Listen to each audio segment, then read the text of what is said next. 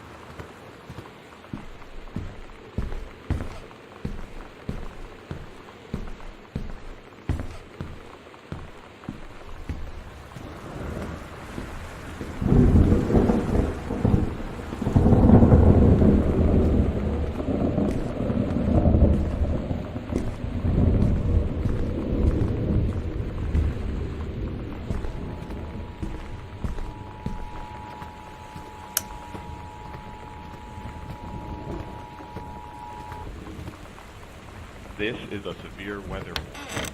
The Northwest Weather Service reports high winds and torrential rain conditions affecting the following counties: Austin County, Boone County, Dawn County, Tacoma County, and Wistaria County. Residents are strongly urged to stay indoors and secure all windows and doors. Flood conditions are expected at lower elevations.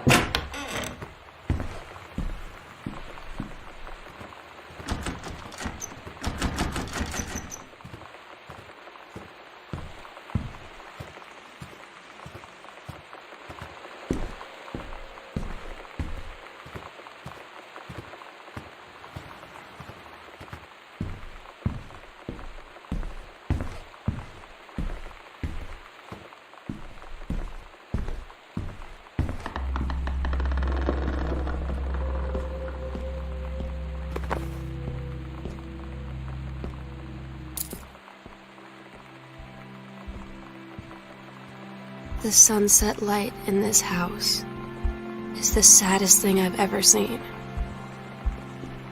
I just want to sleep.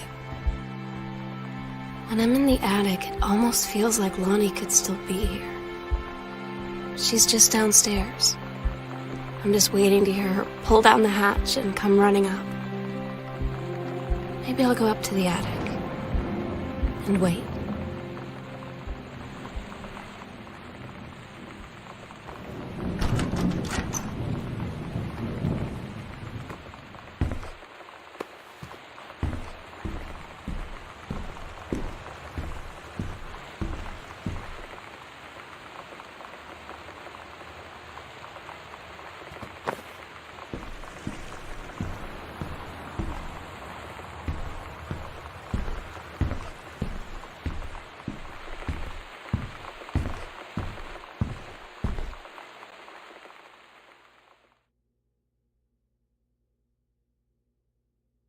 Katie, I'm so sorry that I can't be there to see you in person, that I can't tell you all this myself. But I hope as you read this journal and you think back, that you'll understand why I had to do what I did, and that you won't be sad, and you won't hate me, and you'll just know that I am where I need to be. I love you so much, Katie. I'll see you again. Someday. Love, Sam.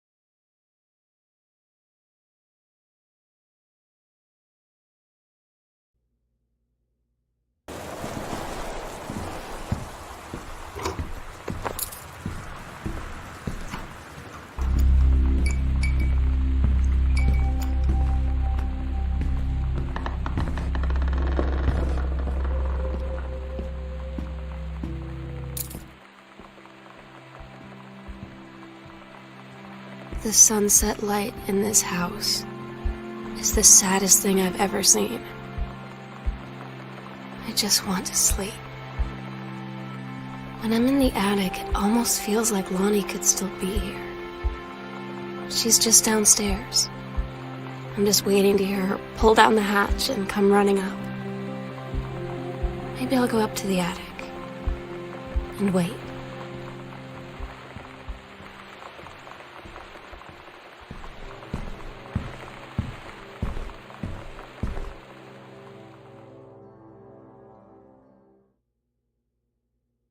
Katie, I'm so sorry that I can't be there to see you in person, that I can't tell you all this myself. But I hope as you read this journal,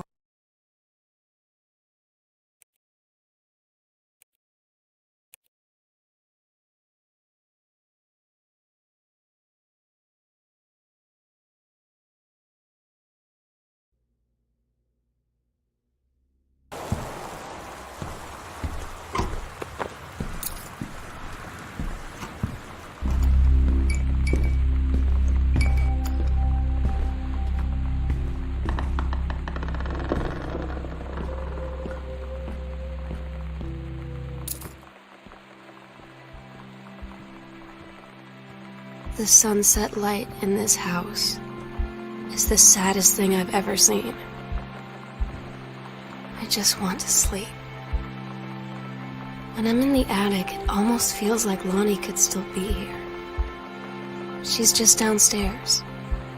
I'm just waiting to hear her pull down the hatch and come running up. Maybe I'll go up to the attic and wait.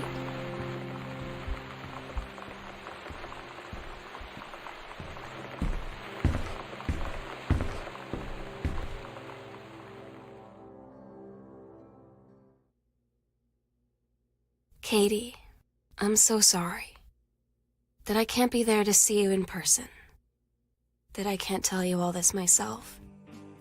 But I hope as you read this journal and you think back, that you'll understand why I had to do what I did. And that you won't be sad, and you won't hate me, and you'll just know that I am where I need to be. I love you so much, Katie. I'll see you again someday. Love, Sam.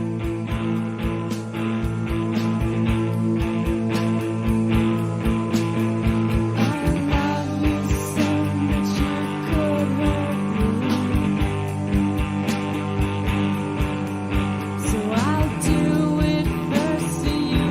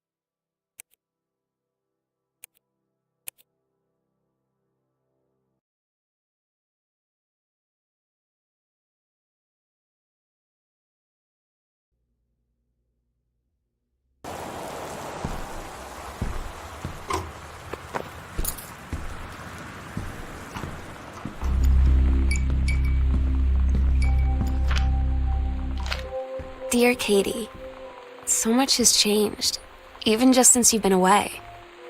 We moved into this house. I'm at a new school, and my big sister being gone for a year doesn't make it any easier. It's weird hanging out with girls. Daniel was around ever since I was little, and other girls? I don't know. But being around Lonnie came over today. But everything was different. Lonnie brought her hair dye over today. She said, I need to fix these roots. Think you could help? Dyeing hair is weirdly intimate. I don't know if I've touched someone else's scalp before. That's pretty intimate, right? It felt intimate. We looked into the mirror together after, and I expected her to say something about how it looked crappy or good or whatever. But that's when she said, oh my God, you are so lucky you finished high school before we moved into this house. So, it's the first day of school, and there I am, introducing myself to the class, and I say that I just moved into the house on Arbor Hill. All of a sudden, every kid in the room turns and just stares like I suddenly transformed into a mutant. I just stood there, wishing pretty hard for a rewind button. Because now maybe nobody knows my name. At Todd's brother's place after the show, there was only a futon to sleep on, so Lonnie and I shared it. The lights went out. I was turned toward her.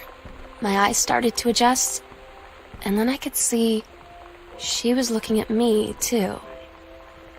In the dark, she smiled. You know that feeling where the first moment you see someone, it's like they have a big gold star around them, and you have to get to know them? Well, there's this girl. I think she's a senior. She's usually dressed kind of punk, but sometimes I see her in this, like, army uniform, and she's always drawing in this notebook. When you live in one place your whole life, your next door neighbor is kind of like your default friend. And Daniel only got weirder over the years. So you know what they say about the best laid plans of mice and men? Yeah, it turns out it applies to Street Fighter too. At least I worked up the courage to walk into the 7-Eleven and ask for a turn, but all that practice at home did not exactly translate in the wild. So after I was finished getting my butt kicked, I followed them outside while they smoked. And that was when she asked me if I was that psycho house girl. But then she said she's always really wanted to see the psycho house. Her name is Lonnie. She's coming over tomorrow.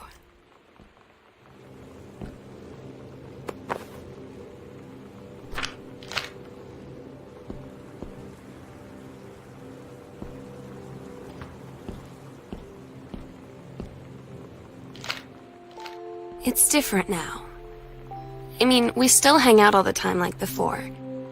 But now when no one else is around, well, you know, so you could... I'm so stupid sometimes. I was telling Lonnie that I got into my college summer program thing, and I was all making plans like, you should come visit me, stay in my dorm room. But she said, Sam, I ship out on June 6th. I was like, ship out? To where? She said, to basic training. What did you think I was doing all that Todd's band lost their singer. Todd said he sucked. Lonnie said he got sick of Todd's shit, and he was complaining about needing a new singer. So Lonnie was like, I can sing. And they were all kind of like, you can? And she was like, probably. But she's been rehearsing with them for like a week now, and I finally got to see them play in Todd's basement today. And she's actually really amazing. I feel so proud when she's on stage. It's incredible being in awe of someone you love.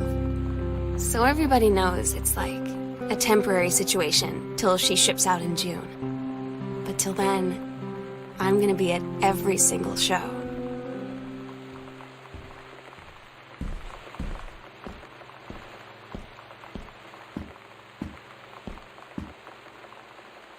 I don't get Lonnie sometimes. Like, her band, and our zine, and her hair, and everything are all anti-authority. But I watch her in JROTC, and she's doing drills in perfect formation, following orders, no question. And there's all this stuff in the news about don't ask, don't tell. Like, she's going to join the army and then have to lie about who she is. She said they don't need to know what they don't need to know. Like it was no big deal. This from the girl who trashed her locker to, like, defend my honor. I've learned when to stop arguing, though. I don't think Lonnie even gets Lonnie sometimes.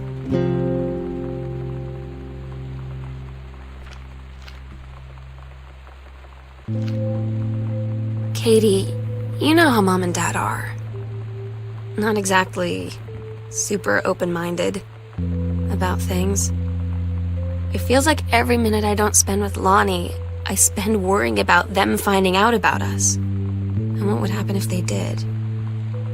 You know Dad's joke about the nunnery that he'd tell whenever you brought boys around?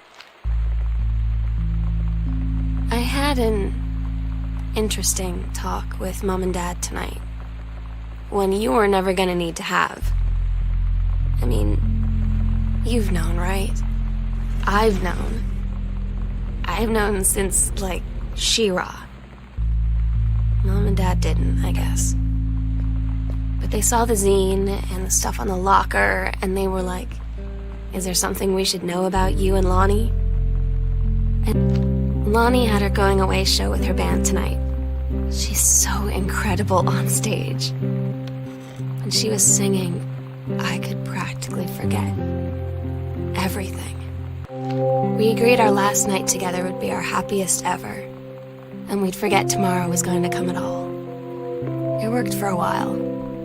We had a good time seeing Oscar off, then ran up to the attic to look through our photos, to find one for Lonnie to take with her. And looking at them, I realized they were all in the past. Daniel finally came over to get his game. I'd been dreading it. But he brought this story with him that I wrote when we were... I asked Lonnie what she had to do to get ready to ship out for basic training.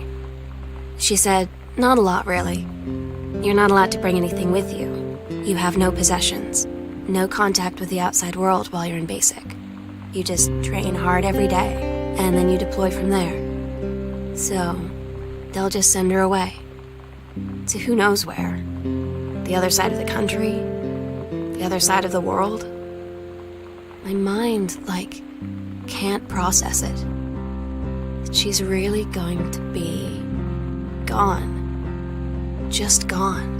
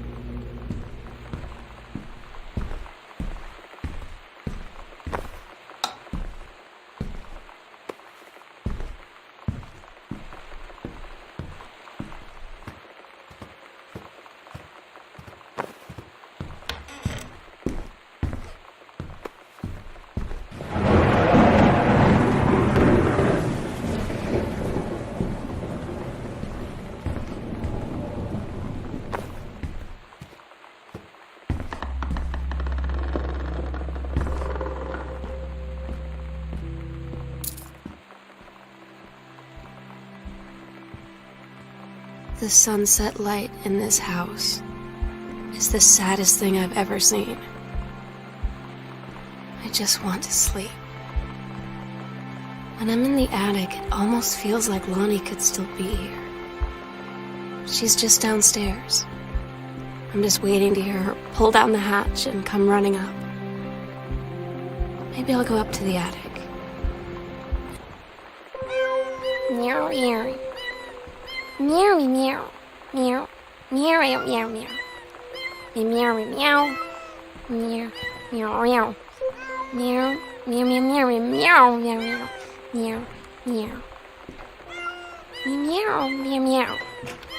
Meow, meow, meow, meow, meow. Meow, meow, meow, meow, meow, meow, meow, meow. Meow, meow, meow, meow, meow. Meow, meow, meow, meow. Meow, meow, meow, meow. Sometimes you just have to lie to Mom and Dad. Like when Lonnie asked me to see a band with her and stay over at her friend's place in the city after. That's a lie to Mom and Dad's situation.